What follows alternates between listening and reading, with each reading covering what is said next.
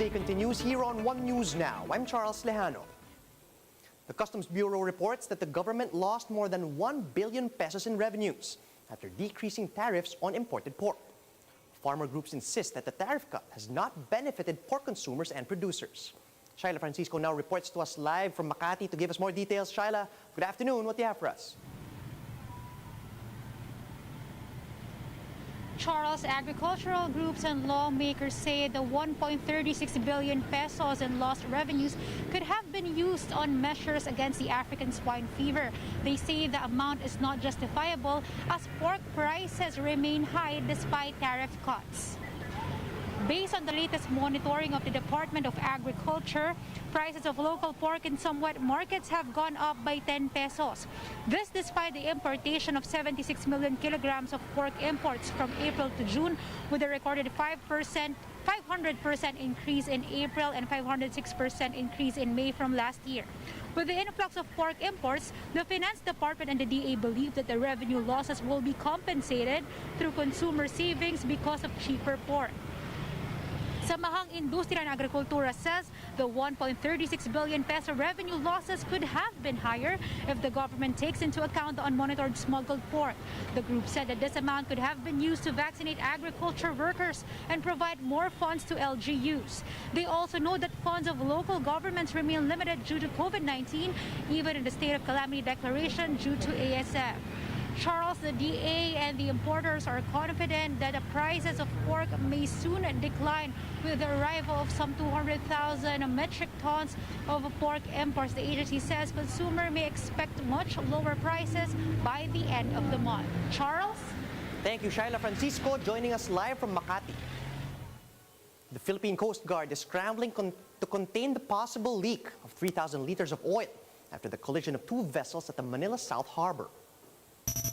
The PCG says that booms have been installed along the affected areas to avoid the further spread of the oil. Based on initial reports, the cargo vessel MV Palawan Pearl collided with foreign utility vessel BKM 104 at 2 a.m. on Thursday. The said foreign vessel has been tapped to conduct dredging and other land development activities for the construction of the new Manila airport. No one was hurt in the incident, that's according to the Coast Guard. Bishop Pablo Virgilio David of Caloocan has been elected as the president of the Catholic Bishops' Conference of the Philippines. David's election came on the first day of the CBCP's two-day plenary assembly on Thursday. The 62-year-old bishop is set to take over the post from Davao's Romulo Valles by December 1.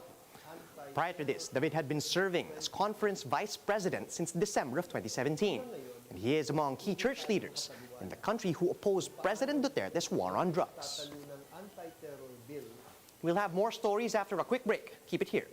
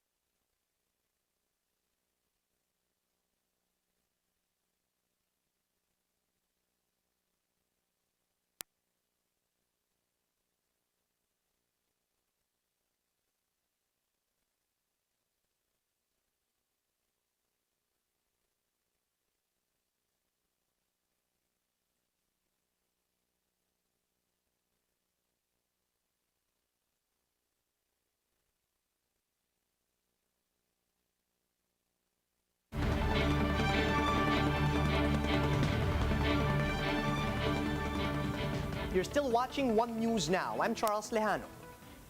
Investigators are now looking into material and human factors that could have potentially caused the Sulu plane to crash. Tayo ay nasa mabuting Speaking with kalagayan. Robbie Alampay on The Big Story, former AFP spokesperson and Deputy Chief of Staff Restituto Padilla Jr. said that the environmental factor has been ruled out. That's because the weather was supposedly fine during the incident. Padilla said that it is possible that the systems on the aircraft could have failed, causing the military plane to crash. Although the retired general added that one of the biggest developments in the probe is the recovery of the plane's flight data recorder, which will be crucial in finding out the cause of the crash. So the flight data recorder has a cockpit voice recorder that would provide the last-minute interaction inside the cockpit. More than that, the vital signs, so to speak, of the aircraft, which are recorded also on the flight data recorder, would be available for analysis. And the investigators will rely on those data to be able to assess if any of the systems within the aircraft were fully functioning prior to the incident, or if some of them have failed. Padilla also said that the survivors of the Sulu crash can possibly return to service. However, that will still depend on the assessment that will be conducted by medical professionals. Doctors will assess if they have the capacity to serve, and if they have, they will be relegated to admin positions to continue on with their careers, but no longer in the line of fire, so to speak, or at the combat zone, but in a more supportive or administrative nature. Here are other stories we are keeping our eyes on. The Finance Department slams the World Bank's, quote, lack of professionalism as it joins the Education Department in calling for a public apology. This came after the World Bank issued a report describing education in the Philippines as being of poor quality. Echoing the position of the DepEd, the DOF says the World Bank data is outdated and that most of the issues cited in their report have already been addressed. Bayan Muna Representative Carlos Zarate hits the ruling PDP Laban Party for airing its recent meeting on state channels PTV and RTVM. Zarate describes the act as an unabashed display of impunity, as public resources were used for a clearly partisan political activity. During the meeting, President Duterte once again floated the possibility of running for vice president in the 2022 national elections. And in sports, Tokyo-bound athlete EJ Obiena moves up 4 places in the World Athletics men's pole vault rankings ahead of the Olympics.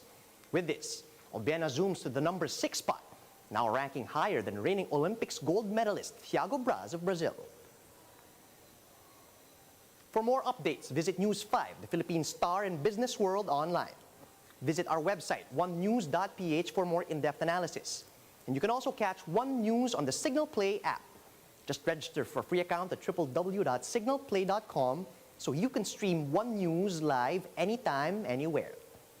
Mask on, wash hands, and stay safe, Philippines. I'm Charles Lejano. We are One News.